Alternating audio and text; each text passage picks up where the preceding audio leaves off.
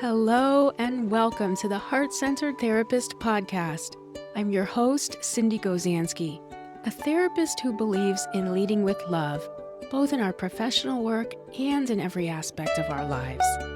Whether you're a new or experienced therapist seeking to deepen your connection with clients and yourself, you're in the right place.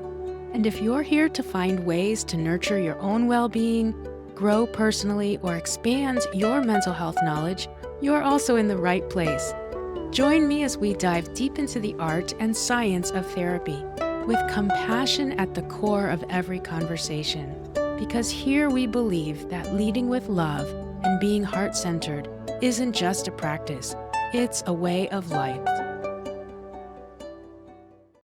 Hello, welcome to another episode of the Heart-Centered Therapist podcast. I'm your host, Sindee Gozansky, and I'm so glad you joined me today. I have a short and sweet solo episode for you today that will be packed with potential inspiration, insight, and motivation for you. My goal is to help you revisit and hopefully see more clearly everything about your path, your purpose, your vision, and the impact you want to make. As therapists, we spend so much time helping others, guiding them through their struggles, helping our clients rediscover their own paths. But what about us? Who helps the helpers? Often our own goals, our needs, our desires fall by the wayside or get dismissed because we focus on our clients. Today, I want to focus on you. Today, I want to focus on you, my therapist friend and colleague. I want to help you realign with your own purpose and vision because your happiness and success matter too. Just like we believe for our clients, just like we want this so much for our clients, I believe this for you and I want this for you. This episode is all about helping you get back on your path so you can make the impact that you're meant to. So I'm going to start in with an idea that I recently learned from Jon Gordon. Jon Gordon is one of the top world leadership speakers, consultants, and a best-selling author many times over. He makes all of the podcast circuit rounds. You can look him up and listen to him on any of the top podcasts. And here's what Jon Gordon says. Every human being needs 3 things to be happy and successful. Number 1, a mission. Number 2, a team. And number 3, a scoreboard. These 3 elements are essential whether you're working on them in your therapy practice or you're working on them in some other arena in your life. Maybe it's your family. Maybe it's a different career. Maybe it's school and education. Maybe it's starting a business. Maybe it's entering retirement. These 3 elements are essential for our happiness and success, according to Jon Gordon. And I think as you hear this a little bit, you'll start to maybe invite the topic in to your own inner world and think about it some and put it into action. So let's talk about it. The first thing we need is a mission. That mission is the driving force, that purpose behind what you're doing. It's why we get up every morning and face the day. As soon as I say that, I go to that place of, that's easy to forget, right? We can get so into our automaton mode that we forget. What is our mission? What is our purpose? We get up and face the day. That's what we do. But why? As therapists, our mission might be to help others heal. But what about our personal mission outside of our role as therapists? What about our mission for ourselves, for our family, for our communities, for the world at large? So, mission is that driving force and your why. We're going to come back to this, so just keep that in mind. Second component that we need is a team. In order to be happy and successful, a team can simply be the support system you rely on. We know so many of our clients, they lack a support system. We have that great jargon in our progress notes, limited support system. Oof, That's hard. Just as we encourage our clients to build a support network, to find natural supports, to engage, I'm right there with you. I and you need to cultivate our own team. It's one of the main reasons I started the Heart-Centered Therapist Facebook community and also this podcast, so that therapists practicing in private or group practices or even in agencies, wherever you are, so that you don't feel quite so alone. So you feel like you have others around you who get you, who do the same work, who live with a lot of your same perspectives and feel like you have some connection. So we have to have that team, that support system. Our team are the people who lift us up, who inspire us. Who keeps you accountable? That's a huge question. Who holds you to the fire when you're feeling a little insecure, a little unsure? You want that person on your team who can do that for you, who can give you some confidence that you can borrow to succeed and meet your goals. Okay, the third component for feeling and obtaining happiness and success is a scoreboard. Now, this may seem a little counterintuitive, but the scoreboard is how we track our progress. And it's not about comparison with others, but rather tracking your own growth and achievements. We do this with our clients all the time. Of course, we're compelled to have the scoreboard, also known as a treatment plan, with those measurable goals to measure how our clients are doing. And there's a great reason for that. It's seeing the results. It's helping us hold them accountable. But beyond the accountability, it's helping us show our clients that it's not same thing, different day, that they have made incremental changes, and we see that this small change is a huge win for them. We do this without even thinking about it. Here's what I'm asking you. Who does that for you? Who helps you see these incremental changes that you're making in your life that cumulatively make a difference, that show that you're actually starting to accomplish things and change your habits or do something toward accomplishing one of your goals and dreams?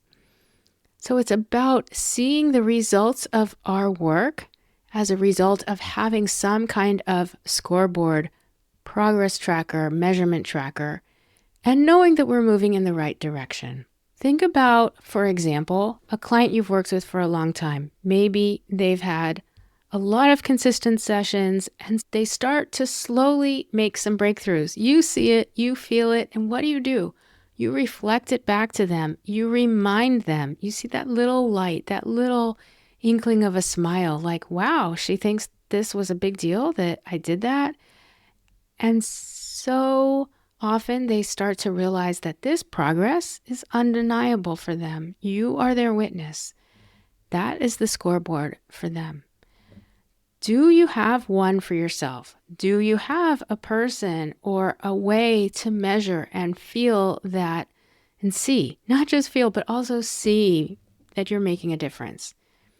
So it may be through feedback from somebody else, personal reflection, journaling, or even just how balanced you feel in your own life. And so the scoreboard measure is really about taking time to recognize those markers of success. And even better, if you have a way to track that, then you have an actualization of seeing this progress. Okay, so to review, we've got these 3 things to be happy and successful: a mission, a team, and a scoreboard. So now I want to jump to a very closely related topic, which is the importance of competition. So competition in the right way. Sometimes we shy away from even the idea of being competitive, especially as therapists. We're supposed to be giving, outwardly focused, and caring for others. Where does competition fit in? And of course, there is the notion of collaboration over competition, which I'm a huge fan of. I believe that the more we can collaborate with our colleagues, with other people in the same zones as we are, the better we lift everybody up. And I'm also a competitive person. I used to love to race, to do road races. I didn't want to do a race if I thought I was going to not place very well in my age group. Now I'm just happy to get outside and go for a run, however slow it is. But it is important to have a sense of competition, and here's why. The truth is, being competitive is not inherently bad. It is about driving yourself to be better, to push forward with your mission. And your mission and your purpose is that number one component for happiness and success. So let's say your competitive spirit is based in even this sense of a calling you have to make a greater impact in the world, to reach more people. That's okay. Competition can be a positive force, especially if it's about doing more good in the world for the right reasons. And here's how Jon Gordon loops it back together. He says, when you know your why, you'll know your way. That's the key. You can't move forward if you don't know what you're doing. And it is our why that fuels us, that keeps us going, that inspires our competitive spirit for more impact on others, especially during those tough times when we might falter. We might question, why am I going to get up and do the same thing again each morning? We need to know our why, and we have to have that competitive spirit that drives us to be better, to create that broader impact in the world or in our community or in our small network. Remembering our why is also a big factor in avoiding burnout. As therapists, we know all too well the signs of burnout. And here's another quote that I love that Jon Gordon has. He says, we don't get burned out because of what we do. We get burned out because we forget why we do it. When you lose sight of your purpose, you lose sight of your why, the work becomes a grind. It becomes drudgery. You feel dread when you wake up in the morning. But when you remember your why, your mission, your purpose, whether it's helping others, making a difference, creating a business that is going to help somebody else have an easier, more successful life, more easeful life, fulfill a deeper calling of yours, you become unstoppable. When we remember our why, we have a way, and then we are unstoppable. And when you combine that with this wholesome competitive spirit, wow, just look out. Here's an example. More than once I've worked with therapists as a supervisor, as a mentor, where the therapist was questioning their career. Okay, full disclosure, it has happened to me too. I have even questioned my career. And those of you who know me personally or through social media, you know that I'm a pretty passionate therapist about doing the clinical work, about training and educating new therapists and students, and about promoting mental health awareness for everybody. But just like me, other therapists have felt unsure. Am I even in the right field? I'm questioning my career. I'm just waking up, not feeling it, feeling like I'm going through the motions. And here's what we did. We spent time unpacking why they became a therapist in the first place. What was their why? What was their mission? And once you can reconnect with your original sense of purpose, set some boundaries so that you can stay focused on that purpose. Maybe for some therapists that meant I'm going to drop insurance. Maybe for somebody else it was a change in their niche. So many different reasons. But when you can return to your original sense of purpose, your energy returns. The work hasn't changed all that much, but your mindset changes. And that is the power of remembering your why. If you are feeling unfocused as you listen to this, it's time to revisit your why. It's time to look at what is getting in the way of that calling, that purpose, that drive, that mission that led you into this field. Today's episode is brought to you by Berries, the HIPAA-compliant, note-taking platform that makes your therapy documentation effortless. I am using Berries now with my group practice, and it is amazing. Berries says goodbye to the burden of mental health notes using automated note creation. You simply record your notes or record your session, and the platform instantly transforms them into a fully customizable format. Plus, your recordings are not stored, ensuring complete privacy. Berries is personalized, affordable, and comes with an extremely generous trial period. And for listeners of this podcast, use the code Sindee50, that's SINDEE 50, for $50 off your first month. With Berries, you can reclaim your time and focus on what matters most, your clients, not your notes. It's truly made me enjoy being a therapist again. I encourage you to check out the link in the show notes for Berries. Use my discount code Sindee50 and get started today.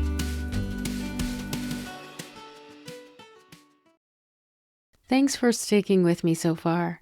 There's another concept I want to introduce that's connected to your mission, and that is believing in a plan for your life.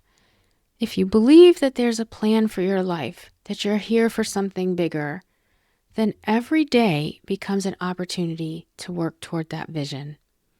Sometimes it's as simple as waking up and holding on to that faith that you're meant to make a difference. I see you, my therapist friend. You would not be doing this work if you didn't think that maybe by being in the presence of another individual, you might be able to help them and make a difference in their life. You would not be doing this work if you didn't have that belief. So sometimes we have to remember that we do have a plan. And if you're faltering, maybe the plan has changed, and that's okay too. You've got to spend some time in that inner reflection and with your team, right? That support system who's going to tell you like it is. Maybe they're going to tell you, you've been unhappy for a really long time, you've got to do something else. Or maybe they're going to tell you, oh my goodness, you are meant for this. You just need to find a different way to work so that everything is aligned and you feel like you can really impact others. Remember that team is the second component that we really need. There's a saying I love that's also about this plan for your life. The saying is that sometimes a person comes onto this earth just to do one favor for someone else. Oh my gosh, I love that idea because it speaks to how each of us can make an impact even in the smallest of ways. I see you. I see how hard you're working. Please don't ever discount that. But also you deserve to have that happiness and success. And that's why it's been so on my heart to share these three principles with you. Mission, team, and scorecard, right? Progress tracker. I want to share another example that happened many, many years ago before I even went to grad school. I was at a conference and I met somebody who she couldn't speak. Her voice was compromised by a neurological disability that she had, but she used sign language, and her sister was there attending the conference with her and translating. They were both hearing, but they used sign language because this was how she could communicate. And I thought, wow, that is so cool. Here's a woman with a disability, and she has this way to have quality of life and connection with others. And wouldn't it be amazing if I could meet her again and actually talk to her? So this was the impetus for me. This was the inception when I decided, wow, it'd be really cool to help others, to work with people in a really relational way. And that's when I went back to grad school in my late 30s to study for my counseling degree. Simultaneously, I started studying American Sign Language, which I still am not the best in, but I love it so much. Of course, I love all languages, so there's that. I think I'm a frustrated linguist. And here's the thing, this wasn't anything formal. This was just an interaction that I had. And we often don't realize when we interact with somebody else, the ripple effect it could have on our lives. And my friend, you have this ripple effect on the lives of your clients, on the lives of your family, your loved ones, your friends, your community. Please don't discount that. Hold on to the sense of meaning that you make and create in this world, even in such small moments as this. So let's circle back. To truly get back on your path, to have happiness and success, we want to have those three elements of having a mission, having a team, having a scorecard, that sense of progress and wholesome competitive spirit. And then I want to ask you some questions about setting intentions. Here are a few questions that you can ask yourself, that you could journal on. How do I want to live? What do I want to accomplish? Who do I want to impact? And how am I going to do that every single day? That's the reason you get up in the morning, without the dread. How am I going to do this every single day? These questions are about setting your intention, finding your mission, surrounding yourself with the right people, your team, staying focused on doing the right thing. It's so powerful when this intention turns these notions, these vague ideas into action that then you combine with that wholesome competitive spirit of show me how I'm meant to impact others. Let me do that work. Let me create an impact for the better in this world. So as you have finished listening to this episode, just take a moment, please, to reflect on your life and your career. Are you on the path that aligns with your purpose and vision? If not, that's okay. That's great. And you have the power to realign and to refocus. Maybe you are, but you need to tweak something. That's another reason that I really want to drop this episode now. It's fall, kind of a new start, and unfolding, and change is so ever present. What do you want to change to have that happiness and success, to work where those three elements are clicking? Mission, team, support, scoreboard, competition. Remember, you're not just here to help others find their way, to help your clients. You are here because you deserve to walk on your own path too. You have a mission, you have a team. I would love to be part of that team. I feel like we're in it together. And you have a scoreboard with goals. So now it's the time to start measuring your own success and impact, not just that of your clients, but for you. And you're really brave to do that. Take a breath and say, yes, I deserve this too. So thank you, my dear friend, for joining me today. And as always, I hope you take care of yourself just as much as you take care of others. And until next week, stay heart-centered. Did you know 1 in 5 people will experience a mental health issue this year? That's why I founded mentalhealththreads.com.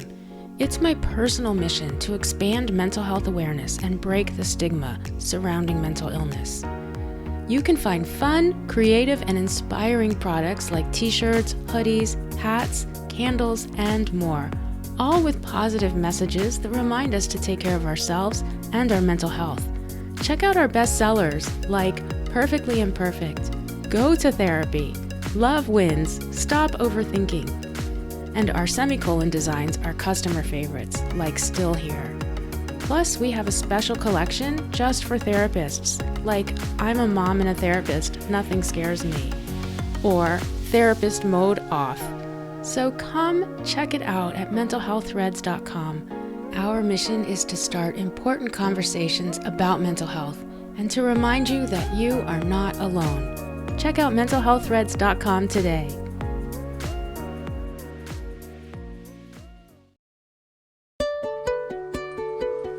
Thanks so much for listening. Please subscribe or share with a friend. And I'd love to connect with you and continue our heart-centered conversations over on Facebook in the Heart-Centered Therapist community or on Instagram at Heart-Centered Therapist. Let me know which episode was your favorite or what topics you'd love to hear more about.